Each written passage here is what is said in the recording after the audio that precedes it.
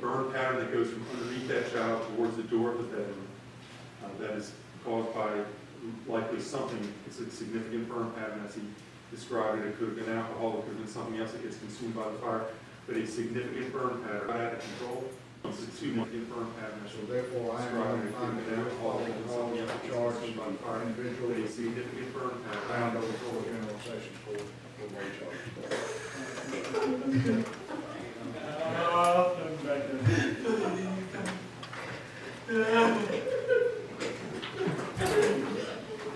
Ashley, I'm sorry. I didn't mean to hurt your son. And you know I didn't mean to hurt you. You just can't accept that. Because you know me. You've known me for 5 years. I never would have wanted to hurt Austin.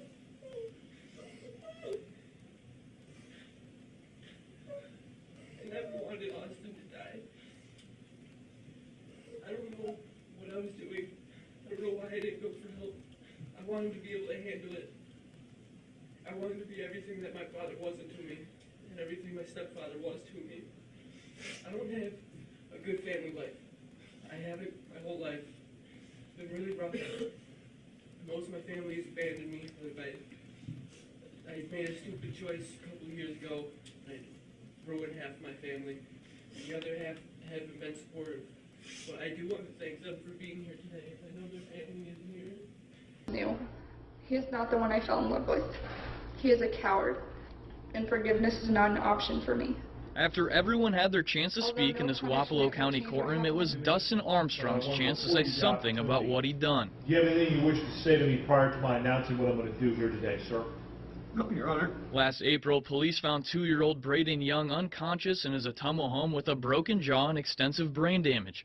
Armstrong admitted in Monday's hearing that he grabbed Braden's jaw and slammed his head against a wall. Being betrayed by the man I was with for nearly 3 years brought me into the deepest pain I've ever known. When Judge Joel Yates gave the guilty sentencing, Armstrong lost control of his emotions, dropped his head into his hands and cried. And you'll have plenty of time in the Iowa penal system to think about what you've done to this defenseless child. Tears were shed throughout the courtroom, some of joy as justice was served, others of pain as Sue Adler watches her son leave for prison. Can't see Mr. Johnson. Ladies and gentlemen of the jury, this is going to complete your jury service. I'm going to meet you in the jury room. All rise.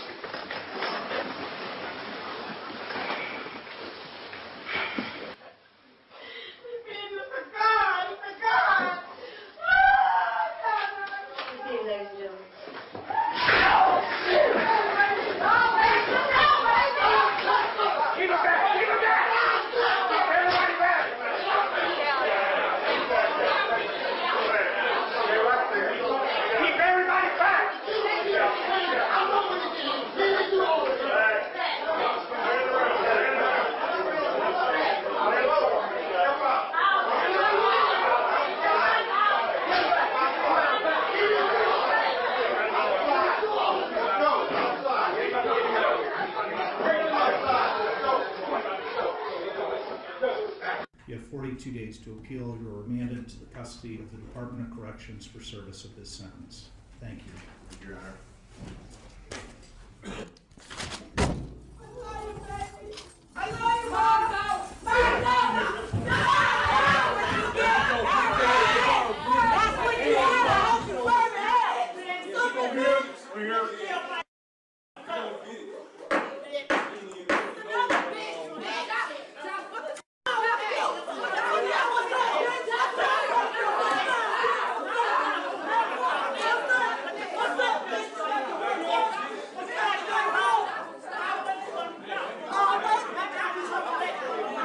Court's in recess for 15 minutes.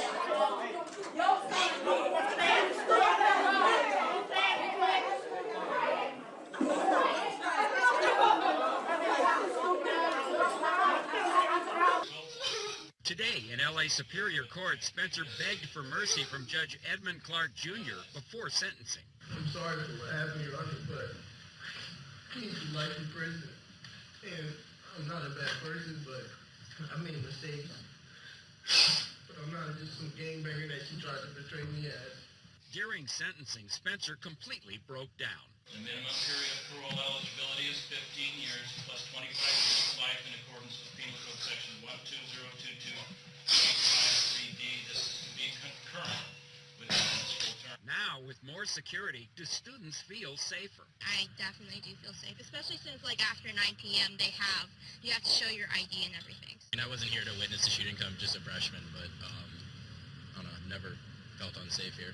I feel very safe. I've actually been here on campus. This is my 34th year. It's an incredibly emotional day in court. When the judge handed down that sentence to Jaleel Smith Riley, he became very emotional, even collapsing at one point. But the families of those victims tell us this is way too little, too late. Four defendants serve a term of life without parole. As to count 4 for the offense of attempted murder. This reaction from a confessed killer was the last in a series of intense moments in this Hamilton County courtroom, and exactly what the victims' families asked for. I have to deal with life without Portia, so he should deal with life without parole.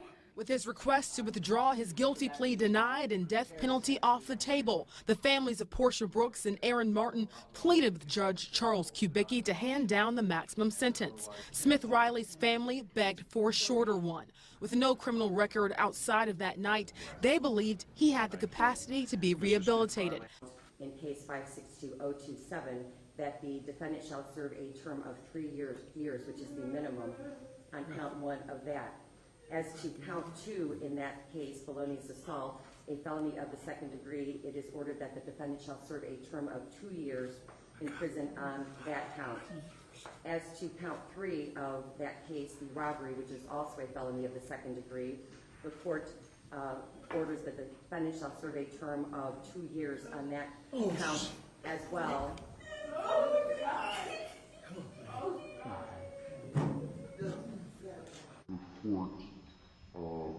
Orders that the defendant shall serve a term of 2 years on that count as well.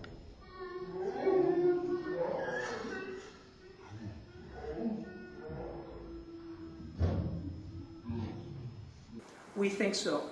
At his sentencing today, 19-year-old Shondell Jackson was facing a mandatory life term for pulling the trigger, but hoped for a chance at parole, a hope dashed by Judge Rebecca Dallett, who gave him life without parole, sparking the outburst.